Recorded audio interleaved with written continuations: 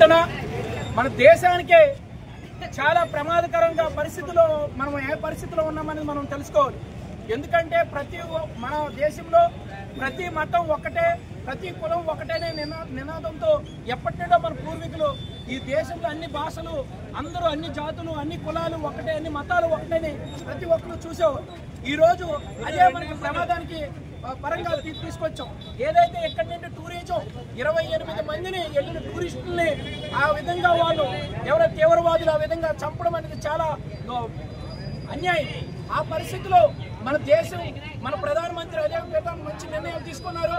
ఆ విధంగా ప్రతి ఒక్కరు దేశంలో ఉన్న పౌరులు మొత్తం ఒక్క దాటి మీద ప్రతి ఒక్కరు గలమెత్తి తీవ్రవాదాన్ని పూర్తిగా నశించే విధంగా ప్రతి ఒక్కరు గలమెత్తి అందరూ ఒక్క దాటి మీదకి రావాలని ఈ సందర్భంగా తెలియజేస్తున్నాం. పవన్ కళ్యాణ్ గారు ముందుండి ఈ మొత్తం రాష్ట్రం మొత్తం ప్రతి యువతకి చెప్పి దేశం మొత్తం ఒకటి అవ్వాలని ప్రతి ఒక్కరు నినాదాలు చేయాలని 3 రోజులు ప్రోగ్రామ్స్ ఇచ్చారు. ఆ ప్రోగ్రామ్ లో జనసేన భాగంగా మేము ఈ ప్రోగ్రామ్ చేస్తూ ముందుకెళ్తున్నాం. ఎప్పుడైతే మనమందరం ఐక్యతగా ఉంటామో అదే రోజు మనకి స్వాతంత్రం వచ్చి ఇన్ని సంవత్సరాలు అయినా సరే ఇంకా తీవ్రవాదం మన విధంగా వచ్చి తీవ్రవాదులు మన దేశంలో ఈ విధంగా చేయడం అనేది చాలా అన్యాయం. ఏదైతే ఈ అన్యాయాన్ని అరికట్టాలంటే ప్రతి ఒక్క యువకుడు, ప్రతి ఒక్క పౌరుడు ఒక్కటవ్వాలని ఈ సందర్భంగా తెలియజేసుకుంటూ భారత్ మాతా కీ జై, భారత్ మాతా కీ జై.